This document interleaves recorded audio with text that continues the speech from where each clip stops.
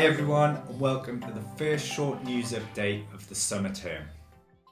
In this short video, I'm going to give you a COVID-19 update.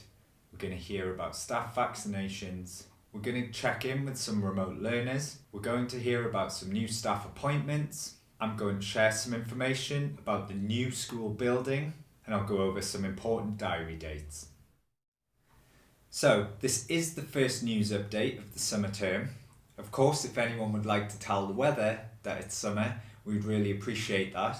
But I'm really pleased to say that we now have our highest attendance in school that we've had since March 2020. I'm really pleased to inform everybody that we have still had no positive COVID-19 cases in school. Apart from a small handful who are happily pregnant, all of our staff have now been fully vaccinated with both injections. The practices and procedures that we've had in place since January have served us really well. As mentioned, we have no positive cases in school. We've had no positive results on lateral flow device testing from staff. So therefore, I feel it's prudent to keep the risk assessment as it is, keep all of our practices and all of our policies as they were through the spring term until we are in a better position to assess whether we can relax some of those restrictions. As we do now have the most pupils in school that we've had for a very long time, I'd just like to remind everyone to please stick to the designated drop-off and pick-up times for your child. The reason we have staggered times is to manage the congestion at the main entrances and exits of the school, and if everybody doesn't stick to their times, it's not possible to manage that situation safely. For those of you that weren't aware, the proposals for the new school building that we are planning to move into in September 2022 were agreed and went through their final stage of agreement a couple of weeks ago, and Kia, the firm in charge of building the school, are due to begin building and breaking ground next week. Everybody here is really excited about moving building. It'll be a purpose-built building with more specialist facilities, bigger spaces, and will allow us to grow in capacity in both terms of staff and our pupil numbers. And we're going to be doing some visits to the site as the building starts to go up so that pupils can be part of that process and can have proper ownership of the building before we move in there. So the new school building isn't the only new thing that we're looking forward to here at Sunningdale. We've recently had a whole range of new staff appointments. There's various people to introduce or reintroduce you to. So we have, starting with us from September, 3 new teachers. We have Ellen Couples, who has been covering maternity leave for us this year. We have Helen Sales, who trained to be a teacher on our specialist initial teacher training course that we run out of the Sen Hub. And we have Storm Knight, who's joining us from the Castle School in Northumberland. We have a new senior leadership team. Charlotte Beattie has been appointed in the role of deputy head teacher. And we're really excited to have appointed just earlier this week Jonathan Moffat as our assistant head teacher in Senko.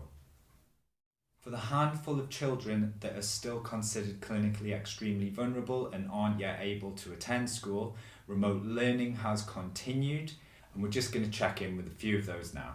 First up, we've got Bailey from class 6, who's been joining in with their sensory story Zooms. Ben, his class teacher, describes that in these sessions, Bailey explores a range of media and demonstrates all of his preferences. Usually, he communicates things like his dislikes to the water spray. Last week, he experienced that done in a slightly different way, and as you'll see from the video, he absolutely loved it.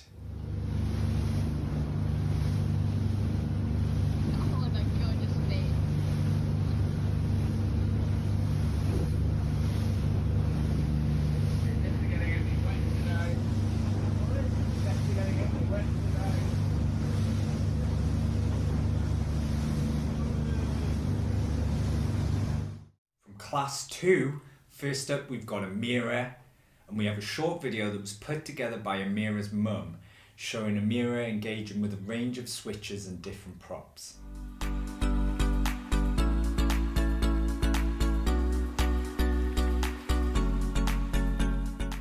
Sam, Amira's teacher, explained that Amira's been working a lot with objects of reference as well as developing her understanding of cause and effect. Sam wanted to let everybody know how well Amira has been doing. Also from Sam's class, from class 2, we've got Aoife.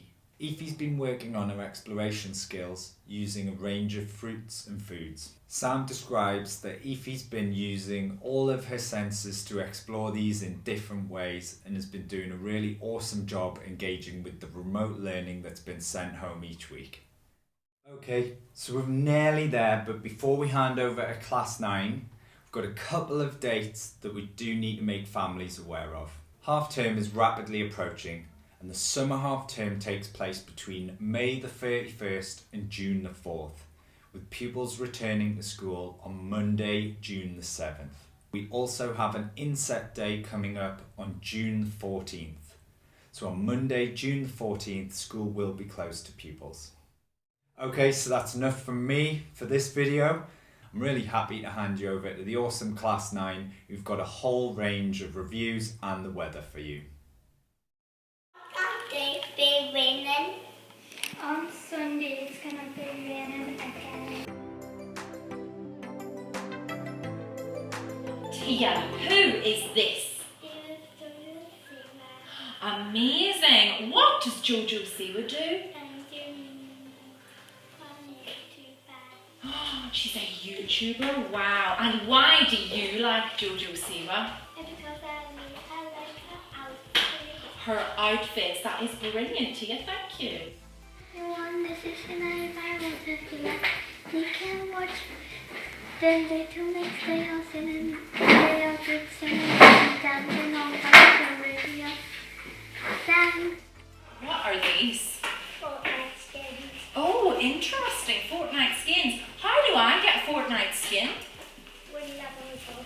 When you level up, excellent. And what is your favourite Fortnite skin? Banana skin. Oh, where is it on the picture? Lovely. Thank you very much, Summer. This is Piggy. Piggy is a fun game because it's always updating, it's fun, and my favourite game is Dino Piggy. Also, it's on Roblox. Luke, what is this? It's Fortnite L. Fantastic. Do you have a Fortnite L? Yeah. You do. And Luke, what do you do with a Fortnite L? Have a Nerf war. Have a Nerf war. Do you think everybody should buy a Fortnite L? Yeah! That is wonderful. Thank you. Okay, so before we leave this short video completely, I've just got a very short message for our Year 6 parents. If you can just keep an eye on your emails, we'll be sending out some information regarding an open evening and some small events to do with transition to secondary school. We'll be looking to do some activities and events around this in the second half of the summer term.